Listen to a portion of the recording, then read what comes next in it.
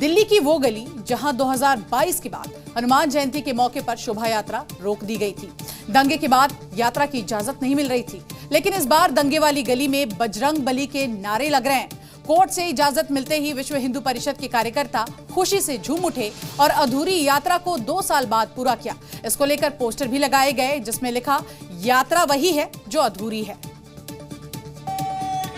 और उसी अधूरी यात्रा को पूरा करने के लिए जहांगीरपुरी की सड़कों पर बजरंगबली के भक्तों का हुजूम उमड़ चुका है। भगवा झंडा जय श्री राम की गूंज से जहांगीरपुरी का पूरा इलाका झूम रहा है। पुलिस फोर्स की मौजूदगी के बीच निकली इस यात्रा में सनातनियों का जोश हाई है। जिस यात्रा को पिछले 2 साल से रोका जा रहा था, वो अब बड़े शान से दंगे वाली गली में धूमधाम से निकल रही है और यात्रा को अंजाम तक पहुंचाने के लिए पुलिस फोर्स मोर्चा संभाले हुए है। दिल्ली पुलिस की ये तैयारियां आप देख सकते हैं कि ठीक दिल्ली पुलिस के यहाँ पर जवान है, लगभग 1000 से भी ज़्यादा दिल्ली पुलिस के जवान को तैनात किया गया। इसके अलावा पैरामिलिट्री फोर्स को तैनात किया गया है और जगह जगह पर सुरक्षा के व्यापक और तगड़े इंतजाम किए गए। दिल्ली में निकली इस यात्रा पर सीएम रेखा गुप्ता और मंत्री परवेश वर्मा की भी नजर रही। उन्होंने हनुमान मंदिर में पूजा अर्चना के बाद दिल्ली वासियों के लिए मंगल कामना की। मैं बाबा हनुमान के चरणों में यही स्वीकार करती हूँ कि हम सबको उनकी भक्ति से सीखना चाहिए। देश के लिए, मातृभूमि के लिए और समाज के लिए काम करना होगा। सभी देशवासियों को, दिल्ली वासियों को हनुमान जयंती की बहुत बहुत शुभकामनाएं। प्रभु श्री राम आप सब पर अपनी कृपा बनाए रखें, आपके घर में हमेशा खुशियां रहें। बहुत बहुत आपको शुभकामनाएं।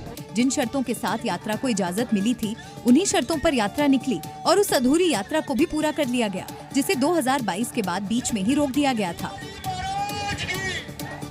कल बात पते की में बात हुई थी बंगाल में भगवा विरोध की। कैसे बस से भगवा झंडा को तालिबानी अंदाज में हटाया गया था।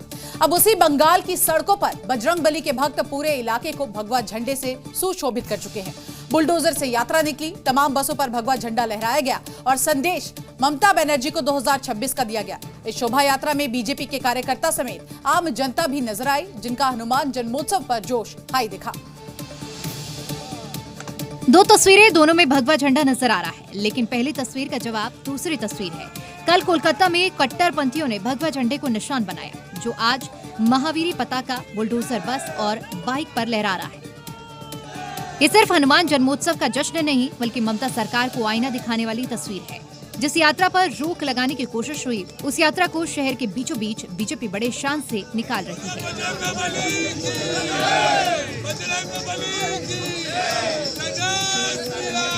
बीजेपी दावा कर रही है कि पश्चिम बंगाल की ममता सरकार को ईंट का जवाब पत्थर से दिया जा रहा है। कल जिस झंडे का अपमान किया, वो शान से लहरा रहा है। हिंदुओं की इज्जत को उस समय उतारा गया था। उसके खिलाफ आज हमने कॉल दिया है कि हम लोगों से अपील करेंगे, हिंदुओं से अपील करेंगे कि वो भगवा झंडा अपने घरों में लगाए, बसेस में, गाड़ी में लगाए। कल हमारे कार्यकर्ता उसी मौलाली में खड़े होकर पुलिस के वैन में भगवा झंडा लगाया। अगर हम हिंदू शांति प्रिय है, पीसफुल सब कुछ रहे चाहते हैं, लेकिन अगर कोई चाहता है कि वायलेंस हो तो ईद का जवाब पत्थर से दिया जाएगा। दरअसल चुनाव से पहले बंगाल की तस्वीर पूरी तरह से करवट ले चुकी है। एक तरफ सनातन विरोध है तो दूसरी तरफ सनातनी झंडा बुलंद करने वाली बीजेपी। इस आंकड़ों से समझे तो पश्चिम बंगाल में करीब 30% मुस्लिम मतदाता हैं। मुस्लिम ममता बनर्जी के कोर वोटर माने जाते हैं। 2021 में टीएमसी का वोट प्रतिशत 45.76% रहा, तो वहीं 2021 में बीजेपी का वोट प्रतिशत 38.73% रहा। यानी वक्त कानून के खिलाफ विरोध दर्ज करवाने वाली ममता बनर्जी अपने कोर वोटर्स को साधने की कोशिश में है, तो बीजेपी हिंदुओं को एकजुट करने के लिए अब भगवा झंडा थमा रही है। इधर हनुमान जयंती पर जुलूस से मौलाना मौलवी को दिक्कत होने लगी है। मौलाना का विरोध जुलूस में जय श्री राम के नारों से है, डीजे पर भक्ति गानों से है और मुस्लिम मोहल्ले से होकर यात्रा गुजरने से है। मौलाना साजिद रशीदी हनुमान जुलूस पर सवाल उठा रहे हैं और हिंदुओं के धार्मिक आयोजन को बैन करने की मांग कर रहे हैं। उन्होंने तो यहाँ तक कह दिया कि मुस्लिमों के जुलूस में शांति होती है, लेकिन हिंदुओं के जुलूस से उनका कौम खौफ में आ जाता है। मस्जिद के सामने जय श्री राम के नारे लगाओगे और जुलूस को रोक दोगे वहाँ और डीजे बजेगा, ताकि एक समुदाय जो है डर जाए आपसे, खौफ पैदा करना, इसी का तो नाम दहशतगर्दी है। सनातनी जुलूस को दहशतगर्दी बताने वाले विवादित मौलाना का नाम साजिद रशीदी है। इन्होंने न सिर्फ हिंदुओं की पवित्र यात्रा का अपमान किया, बल्कि शहर शहर शांतिपूर्ण हनुमान जुलूस पर भी सवाल उठा दिए। मौलाना यही नहीं रुके, उन्होंने तो ये तक कह दिया कि हिंदुओं के धार्मिक यात्रा पर बैन लगा देना चाहिए। ऐसी यात्राओं पे तो मुस्तकिल प्रतिबंध लग जाना चाहिए, जिससे देश में नफरत फैलने की बात हो। अगर किसी यात्रा से झगड़ा होने का अंदेशा हो, किसी यात्रा से समाज में नफरत फैलने का अंदेशा हो, ऐसी धर्म की यात्रा क्या फायदा उसका। मौलाना के विवादित बयान पर साधु संतों का गुस्सा हाई है। बीजेपी सवाल पूछ रही है कि अगर जय श्री राम के जयकारे से कोई दिक्कत है तो ये नारा बार बार लगाएंगे। रशीदी तू सुन ले, अगर तुझे ऐतराज है तो तेरा पाकिस्तान का टिकट कटवा देते हैं, तू वहाँ चला जा।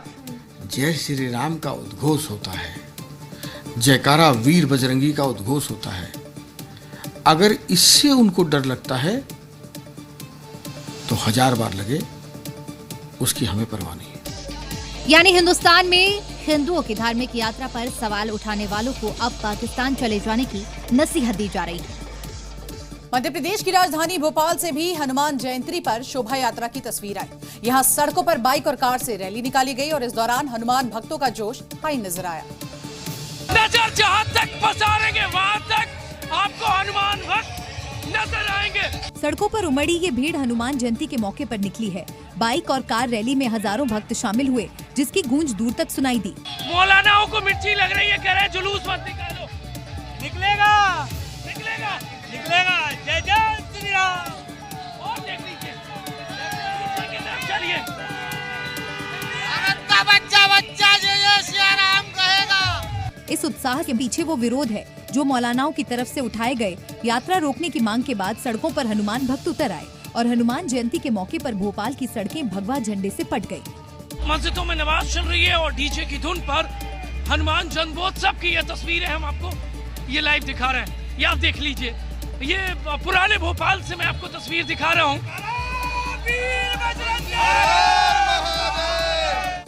भोपाल के गली मोहल्ले से शोभा यात्रा निकली, जिसके लिए सुरक्षा के भी पुख्ता इंतजाम किए गए थे। यूपी के संभल में हनुमान जयंती के मौके पर भव्य शोभा यात्रा निकाली गई, जिसमें बड़ी संख्या में श्रद्धालु शामिल हुए। विवाद और मस्जिद के मुद्दे के कारण तनाव की आशंका के चलते यहां कड़ी सुरक्षा व्यवस्था की गई थी।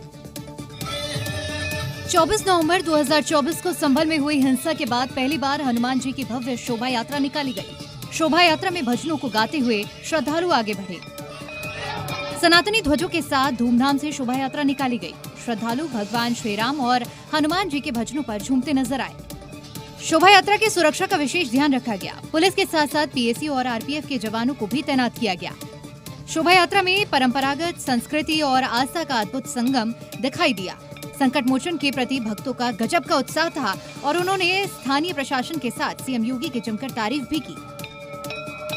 पीएम महोदय एवं एसपी साहब का और श्री योगी आदित्यनाथ जी का धन्यवाद देता हूं कि उन्होंने इतना भव्य कार्यक्रम कराया संभल में।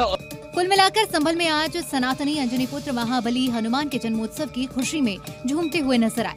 मंदिर में भक्तों ने दर्शन किए और संकट मोचन हनुमान से अपने संकट हरने की कामना की। दिल्ली की सीएम रेखा गुप्ता ने सड़कों पर गायों को रोटी डालने का जो अभियान है उसको अब यहां पर शुरू कर दिया रोकना। उन्होंने स्वच्छता और गौ सेवा के लिए जागरूकता फैलाने की एक मुहिम भी छोड़ी है और लोगों से हाथ जोड़कर विनती कर रही हैं। सीएम रेखा गुप्ता का एक वीडियो भी सामने आया है, जिसमें वो एक कार वाले से हाथ जोड़कर विनती कर रही हैं और अपील की कि सड़क पर गायों को रोटी ना डालें।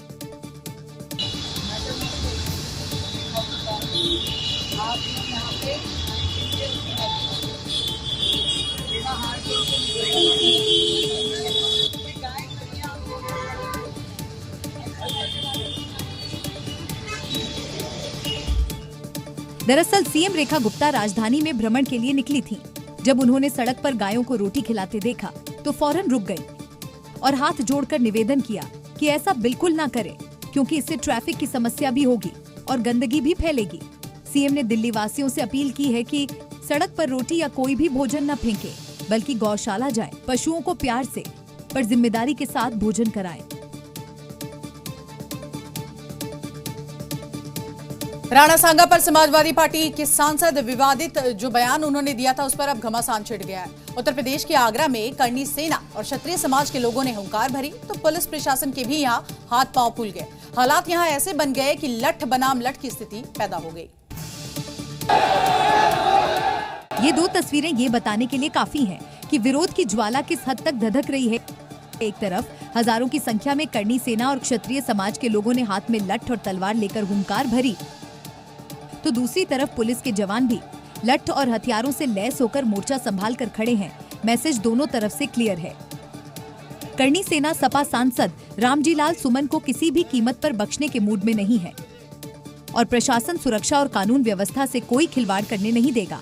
लेकिन रक्त स्वाभिमान सम्मेलन में हाथों में तलवार और लाठियां लेकर जुटी ये भीड़ कुछ भी मानने को तैयार नहीं है। हल माफी है ही नहीं साहब, अब तो हल है उसकी कुटाई, हड्डी तोड़ कुटाई होगी साहब, आज नहीं तो कल होगी। हमारी बिल्कुल तैयारी है, जिस दिन हमें मौका मिला उसकी सुरक्षा में चूक हुई उस दिन हम उसकी हड्डी तोड़ कुटाई कर देंगे साहब। ये करनी सेना के अध्यक्ष राज शेखावत हैं, जो खुला चैलेंज दे रहे हैं क्षत्रिय समाज और करनी सेना का एक एक कार्यकर्ता राणा सांगा पर आर पार के मूड में है। हालात बेहद तनावपूर्ण है। स्थिति ना बिगड़े इसलिए पुलिस प्रशासन भी पूरी तरह से अलर्ट है और सपा सांसद रामजीलाल सुमन के घर को किले में तब्दील कर दिया है। लेकिन जो तेवर और आक्रोश करनी सेना और क्षत्रिय समाज के लोगों का नजर आ रहा है, उसे काबू कर पाना आसान भी नहीं है। वक्फ संशोधन बिल पर पश्चिम बंगाल सुलग रहा है। बंगाल के अलग अलग शहरों में हिंसा की दिल दहला देने वाली तस्वीरें लगातार सामने आ रही है। मुर्शिदाबाद जिले में वक्फ कानून के खिलाफ हिंसक प्रदर्शन हुआ।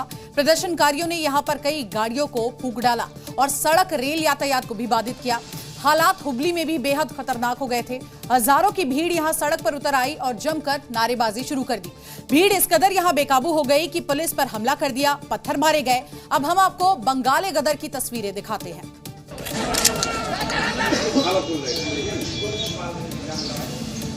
हिंसा की आग में जलकर राख हुई गाड़ियां, बर्बाद हो चुकी दुकानें और जगह जगह हिंसा के निशान। तस्वीरें वक्त पर सुलगते बंगाल की हैं, जहां बेकाबू भीड़ ने जमकर उत्पात मचाया। जिस बस के अंदर हम खड़े हैं, देख के आपको महसूस हो जाएगा कि किस तरह की तांडव गुरुवार को शाम को मचाया गया था। इस बस को देख के आपको देख सकते हैं कि पूरी तरह से इस बस को जला दिया गया था। इस बस में पैसेंजर्स था, उनको उतार दिया गया। उसके बाद इस बस में आग लगा दिया गया। वक्त कानून के विरोध में सड़कों पर उतरी भीड़ ने जमकर कानून तोड़ा। तस्वीरें दक्षिण 24 परगना के आमतला की है, जहां शुक्रवार को जुम्मे की नमाज के बाद हजारों की भीड़ सड़कों पर उतर आई। सिर पर टोपी और हाथ में झंडा लेकर इन्होंने बंगाल की सड़कों पर कोहराम मचा दिया। पुलिस जब रोड क्लियर कराने पहुंची तो भीड़ ने उन पर भी हमला कर दिया, जिसके बाद पुलिस को गाड़ी समेत पीछे हटना पड़ा। बंगाल के शहर शहर हिंसा के निशान आपको नजर आएंगे। सड़कों पर जली हुई गाड़ियां, टूटे हुए मकान और दुकान इस बात की गवाही दे रहे हैं कि बंगाल में लोकतंत्र पर सरेआम भीड़ तंत्र ने कब्जा कर लिया। हुगली की ये तस्वीरें आप देखिए। बेकाबू भीड़ ने लोगों के घर तोड़ दिए। जुम्मे की नमाज के बाद मुस्लिम समुदाय के लोग चोपदनी पुलिस आउटपोस्ट पे पहुंचे और जमकर प्रदर्शन नारेबाजी की। पश्चिम बंगाल के अलग अलग हिस्सों में हिंसक प्रदर्शन हुए, जिसमें 10 पुलिसकर्मी घायल हुए। वक्त पर गुमराह हुई इस भीड़ के दिल ने न तो दया दी, न किसी के लिए ममता। इसलिए अब द बर्निंग बंगाल पर बीजेपी ने सीएम ममता को निशाने पर लिया है। ये ममता बनर्जी बंगाल की सरकार की मुखिया हैं। उनके लिए केवल मुसलमान ही नहीं है वोट बैंक, उनकी जिम्मेदारी है हिंदुओं की भी रक्षा करें। केंद्रीय मंत्री सुकांता मंजुमदार ने भी सीएम ममता बनर्जी पर तीखा प्रहार किया।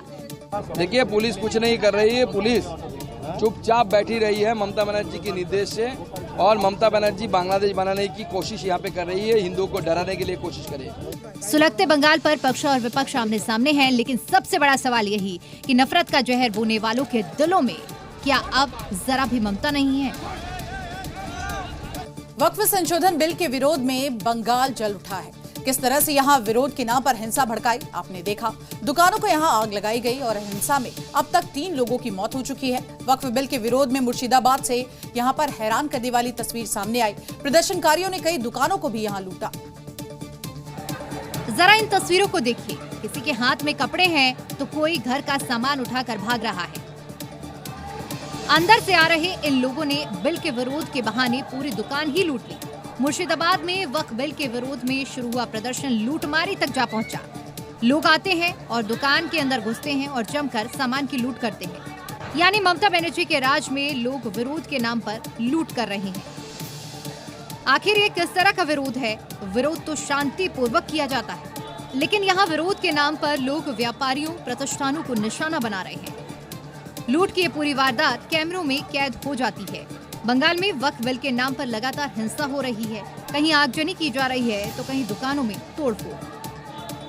और इस वक्त एक बड़ी खबर आपको बता दें, मुर्शिदाबाद हिंसा पर बड़ी जानकारी सामने आ रही है। हिंसा के बाद कलकत्ता हाईकोर्ट का निर्देश, मुर्शिदाबाद में सीएपीएफ की तैनाती कर दी गई है। मुर्शिदाबाद में सीएपीएफ तैनात हो, हाईकोर्ट ने कहा है। पुलिस के साथ काम करेंगे केंद्रीय बल, शिकायत की अनदेखी नहीं कर सकता है, कोर्ट ने कहा है। इसके साथ साथ शांति सौहार्द लौटाना जिम्मेदारी, तो हाईकोर्ट की ओर से ये बड़ी टिप्पणी की गई है। वक्फ संशोधन विधेयक कानून बन चुका है। कई राज्यों में इस बिल को लेकर आपको बता दें लागू करने से मना भी कर दिया है, लेकिन तमिलनाडु में पुराना वक्फ बोर्ड अपना एक्टिव है और वेल्लोर में 150 हिंदू परिवारों की जमीन पर नोटिस भेजकर वक्फ का हक जता दिया है। और वेल्लोर के एरावन कांडू के कट्टकोलाई गांव के लोगों को जब वक्फ बोर्ड की ओर से नोटिस मिला तो वो अवाक रह गए। इस नोटिस के जरिए दावा किया गया है कि 150 हिंदू परिवारों का घर वक्फ बोर्ड की संपत्ति है, जिसे सैयद अली सुल्तान शाह दरगाह से जुड़े वक्फ बोर्ड ने जारी किया और दावा किया कि कट्टकोलाई का पूरा गांव वक्फ की संपत्ति है। दशकों से इस गांव में रह रहे ग्रामीणों को तुरंत जमीन खाली करने का निर्देश दिया। इतना ही नहीं, इस नोटिस में ये भी कहा गया कि अगर वो जमीन खाली नहीं करते तो उन्हें मस्जिद को किराया देना होगा। नोटिस मिलने के बाद कट्टकोलाई गाँव के लोगों में हड़कंप मच गया। जो इस गाँव में 4 पीढ़ियों से रह रहे थे, उनकी संपत्ति पर वक्फ ने हक जता दिया। ग्रामीणों ने पूरे मामले की जानकारी कलेक्टर को दी और जिस जमीन पर वो रह रहे हैं उसका पट्टा जारी करने की मांग उठाई। ये अकेला मामला नहीं है, इससे पहले तिरुचि जिले में भी एक नोटिस जारी किया गया था, जिसमें तिरुचेंदुरई गांव और चंद्रशेखर मंदिर को वक्फ बोर्ड की संपत्ति बताया गया था। जबकि हाल ही में डिंडीगुल जिले के बालासमुद्रम गाँव की करीब 96 एकड़ जमीन पर वक्फ ने दावा ठोक दिया था। लेकिन वक्फ कानून के बनने के बाद अब वेल्लोर के कट्टकोलाई गांव पर दावा करने के बाद मामला और बढ़ गया। उत्तर प्रदेश का संभल एक बार फिर से सुर्खियों में है। मशहूर दरगाह जनेटा शरीफ को लेकर एक बड़ा खुलासा हुआ है और दावा किया जा रहा है कि जनेटा शरीफ दरगाह अवैध है, जिसके बाद अब बुलडोजर एक्शन का यहाँ खतरा मंडराने लगा है। वीडियो में नजर आ रहा है कि ये इमारत संभल की मशहूर दरगाह जनेट शरीफ की है। प्रशासन की जांच में इस दरगाह को लेकर बहुत बड़ा खुलासा हुआ। दावा किया जा रहा है कि वक्फ प्रॉपर्टी को निजी तौर पर इस्तेमाल किया जा रहा है और सरकारी जमीन पर अवैध कब्जा करके ईदगाह बनाई गई। और मैं इस समय यहाँ पर दरगाह पर मौजूद हूँ। आप देख सकते हैं ये सैकड़ों वर्ष पुरानी दरगाह है, जहाँ पर मुस्लिम समुदाय के लोग सैकड़ों की संख्या में यहाँ पहुँचते हैं। यहाँ विशाल मेला लगता है और सैकड़ों वर्षों से ये दरगाह यहाँ पर चली आ रही है, जिसके विषय में अब कहा जा रहा है कि ये दरगाह सरकारी संपत्ति पर बनी है, अवैध तरीके से बनाई गई है, जबकि दरगाह के जो उनका दावा है कि ये वक्फ की संपत्ति पर बनी है। दरअसल देश भर में वक्फ संपत्तियों की जांच की जा रही है। इसी के तहत संभल के इस ईदगाह की भी जांच की गई, लेकिन दरगाह कमेटी प्रशासन को इसके कागजात नहीं दिखा सका। ये भी पता चला है कि यहाँ पिछले 7 वर्षों में यहाँ मुतवल्ली की तैनाती भी नहीं हुई है, बल्कि निजी तौर पर इस प्रॉपर्टी का इस्तेमाल किया जा रहा है। इस दरगाह में अवैध अस्पताल संचालित किए जाने की शिकायत भी मिली है, जिसके बाद अब अवैध दरगाह पर बुलडोजर एक्शन का खतरा मंडरा रहा है। रामनवमी के मौके पर अयोध्या में प्रभु रामलला का सूर्य तिलक हुआ और इसी की तर्ज पर अब हनुमान जयंती के मौके पर एमपी के विदिशा में राम भक्त बजरंगबली का भव्य और दिव्य सूर्य तिलक करते नजर आए। हनुमान जयंती के मौके पर बजरंगबली के सूर्य तिलक के लिए थाईलैंड से विशेष पेरिस्कोप मंगवाया गया। जैसे ही राम भक्त बजरंगबली के मस्तक पर सूर्य की किरणें पड़ी तो पूरा मंदिर परिसर जयकारों से गूंज उठा। सूर्य तिलक के लिए विशेष ऑप्टोमैकेनिकल सिस्टम का इस्तेमाल किया गया। मंदिर के गर्भगृह में 40 फीट की दूरी से 2.5 इंच के पाइप का उपयोग किया गया। विदिशा जिले में स्थित रंगई के श्री दादाजी सिद्ध मनोकामना पूर्ण हनुमान मंदिर 500 साल से भी पुराना है और ये पहला ऐसा हनुमान मंदिर है जहां पहली बार सूर्य तिलक हुआ है। आपने देखा होगा इससे पहले रामनवमी के दिन अयोध्या में प्रभु श्री राम का सूर्य तिलक किया गया था। उसी तर्ज पर आज हनुमान जयंती के मौके पर बजरंगबली का सूर्य तिलक किया गया। आज पूरे देश में हनुमान जयंती धूमधाम से मनाई जा रही है। एमपी के दमोह में एक पुलिसकर्मी ने अनोखे तरीके से बजरंगबली को अपनी पूजा समर्पित की है। पुलिसकर्मी ने बजरंगबली का स्वरूप धारण करके 1 घंटे तक जल योग किया। हाथों में गदा और बजरंगबली की स्वरूप लेकर ये पुलिसकर्मी पानी में उतरा और हनुमान जयंती के मौके पर करीब 1 घंटे तक जल योग किया। एक हाथ में भगवा झंडा और दूसरे में 5.25 किलो की गदा लेकर पुलिसकर्मी ने पानी में राम राम नाम का जाप कर अपने अंदाज में पवन पुत्र हनुमान की साधना की। इनका नाम है भगवान दास दाहिया, जो कि पुलिसकर्मी भी हैं। उन्होंने बताया कि उनके ऊपर हनुमान जी की कृपा है। जैसे राम नाम लिखे पत्थर समुद्र में तैर गए, वैसे ही राम नाम के सहारे वो पानी में जल योग करते हैं।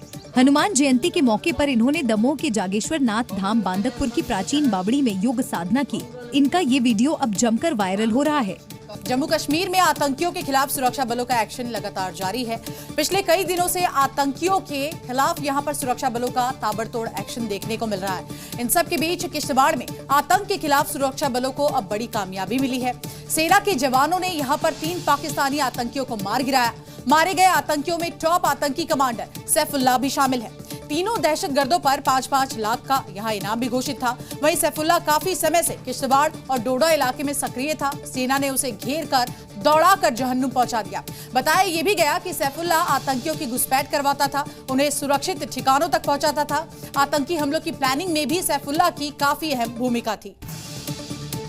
सुरक्षा बलों से आतंकियों की ये मुठभेड़ किश्तवाड़ के छतरू इलाके में हुई। सेना के जवान जहां तलाशी अभियान के लिए निकले थे, तभी खूंखार आतंकियों ने फायरिंग शुरू कर दी। जवाबी कार्रवाई में जवानों ने 3 आतंकियों को ढेर कर दिया। बता रहा है कि डोडा किश्तवाड़ में लंबे समय से जो है वो यहाँ पर बैठा हुआ था और काफी देर से सुरक्षा बलों को इसकी तलाश थी और सैफुल्लाह का मारा जाना एक बहुत बड़ी कामयाबी। जैश कमांडर सैफुल्लाह पिछले 2 सालों से पुलिस से बच रहा था।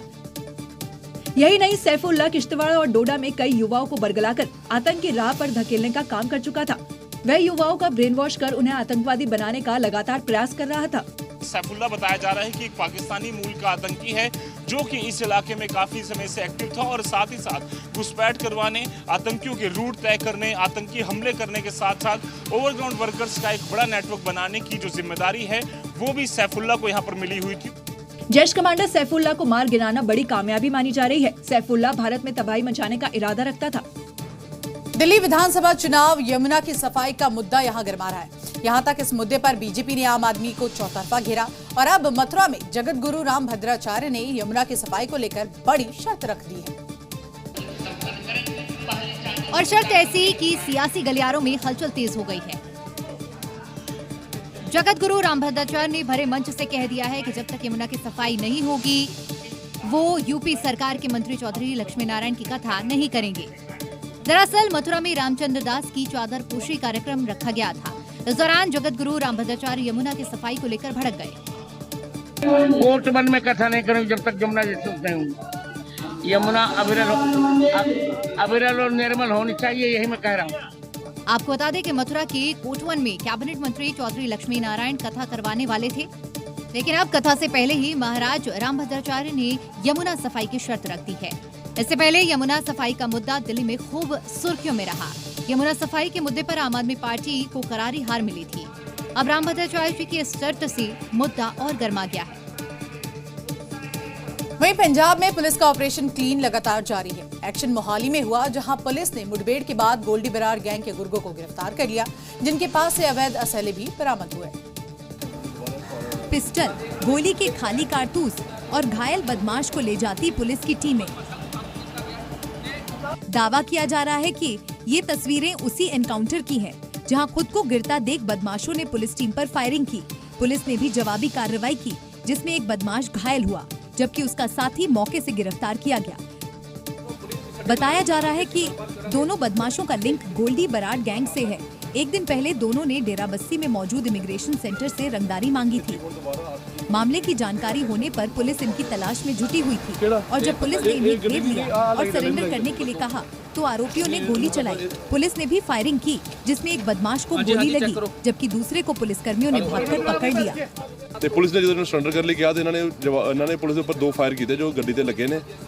पुलिस ने जो जवाबी कार्रवाई एक फायर किए तो इन्होंने एक लत्त च लग्या। मध्य प्रदेश की दतिया में पुलिस के सामने दो गुट आपस में भिड़ गए। इस दौरान दोनों तरफ से जमकर मारपीट हुई, लेकिन पुलिसकर्मी मूक दर्शक बने रहे, जिसकी तस्वीर भी अब सामने आई है। ये विवाद जमीन विवाद को लेकर शुरू हुआ था। खेत की पैमाइश करने के लिए किसानों के साथ पुलिस फोर्स भी पहुंची थी।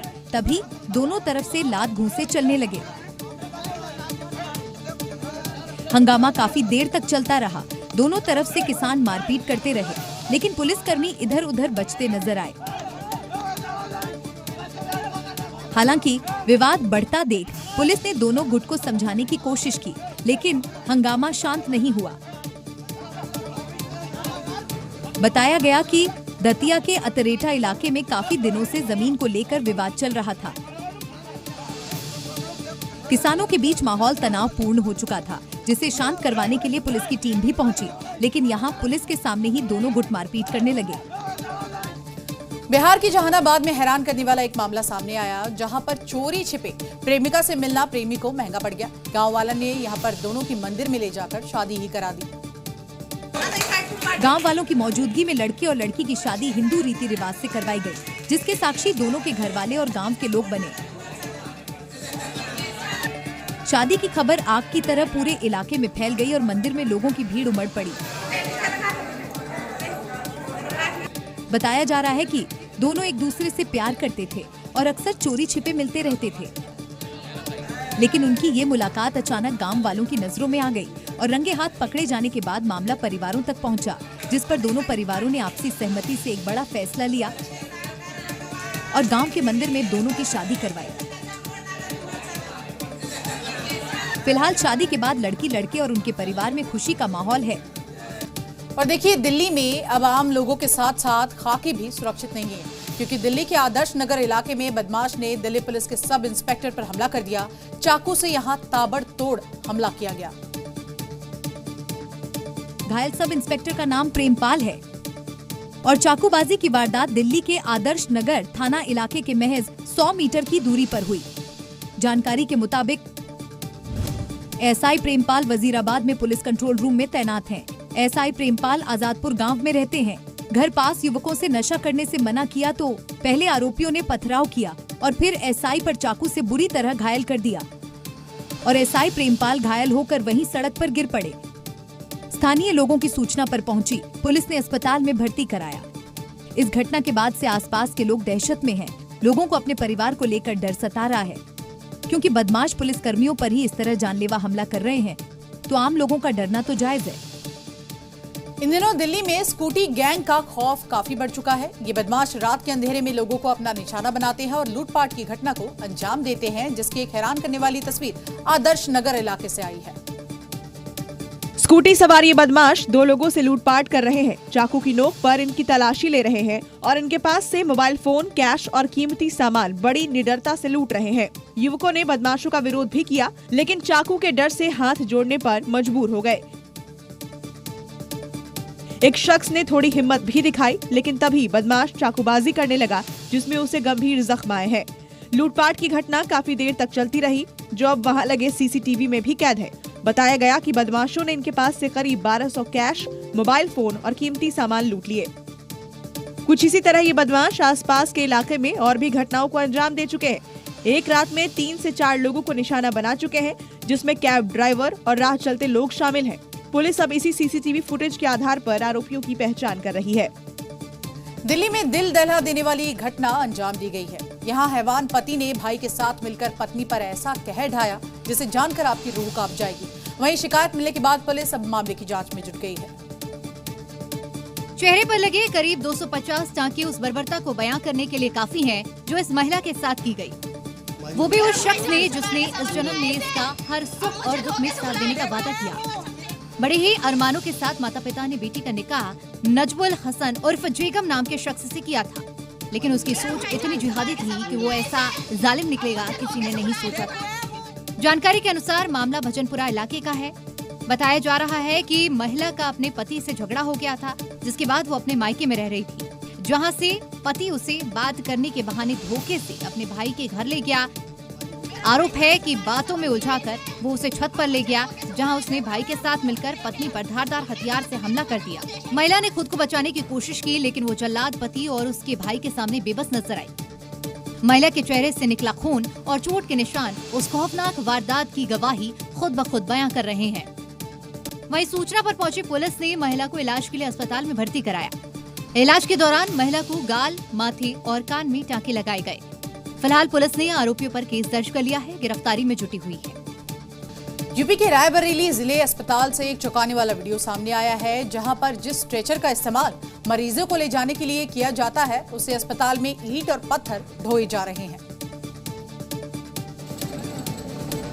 ये तस्वीर प्रशासन की लापरवाही को उजागर करने वाली है। ये तस्वीर लचर सिस्टम की पोल खोलने के लिए काफी है। कैसे मरीजों की जगह स्ट्रेचर से ईंट ढोए जा रहे हैं और अस्पताल के अंदर डॉक्टर, मेडिकल स्टाफ आंख मूंदे बैठे हैं।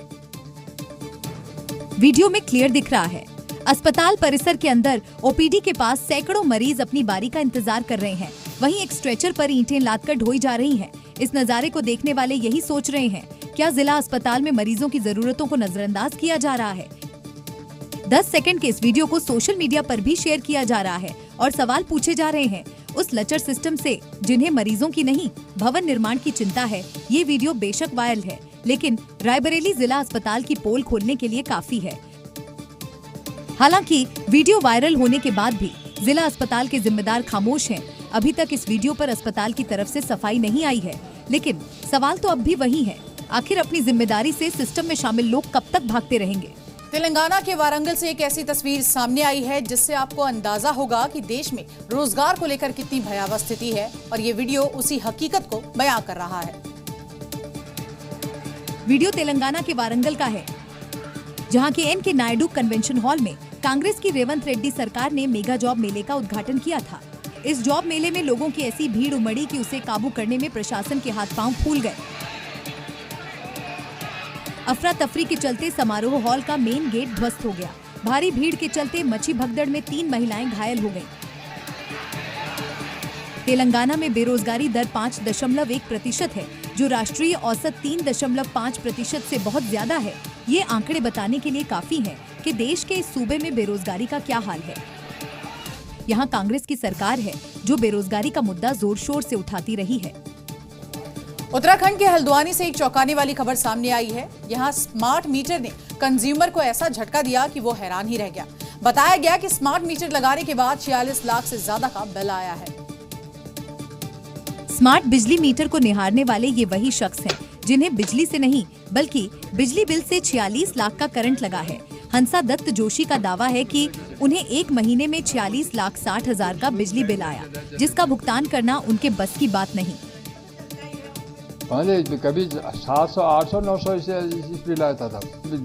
मकान छोड़ के भागने को दिल कर रहा है, या मकान को आग लगा के मीटर को आग लगा यहाँ से चले जाने को दिल करता है हमारा। हंसा दत्त जोशी के मुताबिक बिजली बिल देखने के बाद उनके होश उड़ गए, बीपी बढ़ गई। हालांकि उन्होंने खुद को संभालते हुए बिजली विभाग से इसकी शिकायत की। इस दौरान जांच के बाद स्मार्ट मीटर में गड़बड़ी बात सामने आई। इस बिल गलत जनरेट होने की बात आ गई थी और हमने इसकी पुराने मीटर की MRI कराकर उसकी रीडिंग सत्यापित करा ली थी। तो उसकी फाइनल रीडिंग 339 ही MRI रिपोर्ट में भी पाई गई है, जिसके आधार पर हमने जो त्रुटिपूर्ण बिल है उसको संशोधित कर दिया है। हालांकि गलत बिजली बिल को जांच के बाद वापस ले लिया गया है, लेकिन जिस तरह से विभाग की तरफ से गड़बड़ी हुई, अब उस पर सवाल उठ रहे हैं। नोएडा में 2 महिलाओं के बीच हाई वोल्टेज ड्रामा देखने को मिला। यहाँ मामूली बात पर महिलाएं बीच सड़क पर ही भिड़ गई और यह हंगामा काफी देर तक चलता रहा, जिसका अब एक वीडियो सोशल मीडिया पर वायरल है। पुलिस को बुलाओ! बीच सड़क पर एक महिला के बाल पकड़े दूसरी महिला चीख कर पुलिस को बुलाने को कह रही है। तस्वीरें नोएडा के पारस सीजन सोसाइटी का है, जहां बीच बाजार में ही 2 महिलाओं के बीच भिड़ंत हो गई। बहसबाजी से शुरू हुआ ये विवाद सड़क पर ही मारपीट तक जा पहुंचा, जिसके बाद एक महिला ने दूसरी महिला के बाल खींच लिए। वीडियो में महिला बार बार पुलिस को बुलाने को कह रही है और दूसरी महिला पर मां को गाली देने का आरोप लगा रही है। बताया जा रहा है कि दोनों महिलाओं के बीच विवाद व्हाट्सएप पर चैट से शुरू हुआ, जिसके बाद सड़क पर संग्राम हो गया और जमकर मारपीट हुई।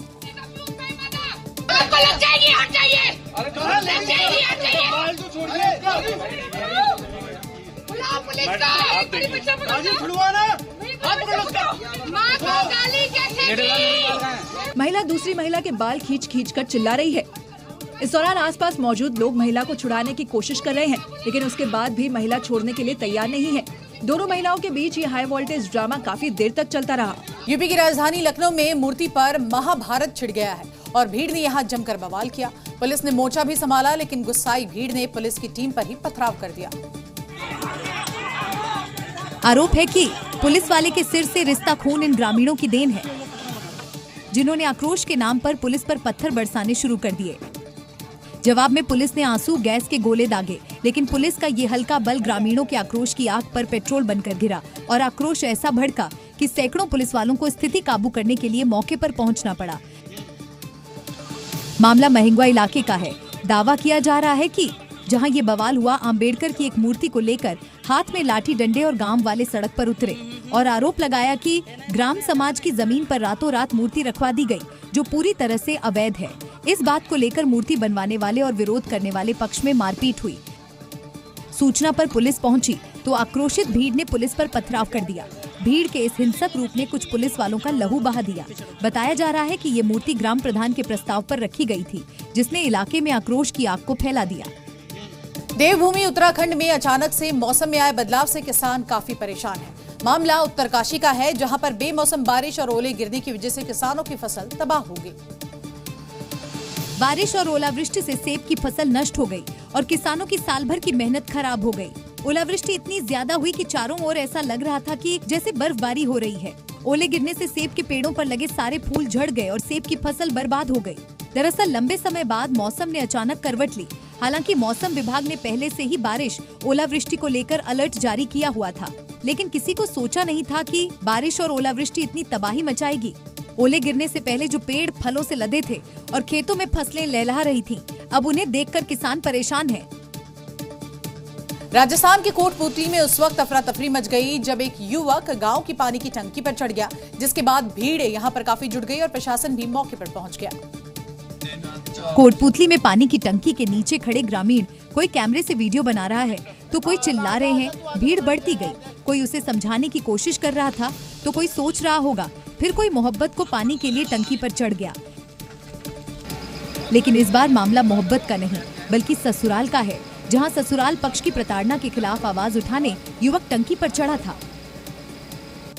युवक का आरोप है कि उसके ससुराल पक्ष के लोग उसके साथ मारपीट करते हैं और जब उसने इसकी शिकायत की तो उसकी कोई सुनवाई नहीं हुई, जिसके बाद परेशान होकर युवक निर्माणाधीन पानी की टंकी पर चढ़ गया। सूचना मिली और फिर मौके पर पुलिस और प्रशासन की टीम पहुंची। लाउडस्पीकर पर समझाना शुरू हुई, लेकिन युवक ने नीचे उतरने से मना कर दिया। टंकी के नीचे जाल बिछाया गया, रेस्क्यू टीम बुला ली गई और फिर शुरू हुआ रेस्क्यू ऑपरेशन, जहां युवक को नीचे उतारने की भागदौड़ शुरू हुई। तो ये थी खबरें 7 बजे की। कल फिर होगी बात पते की।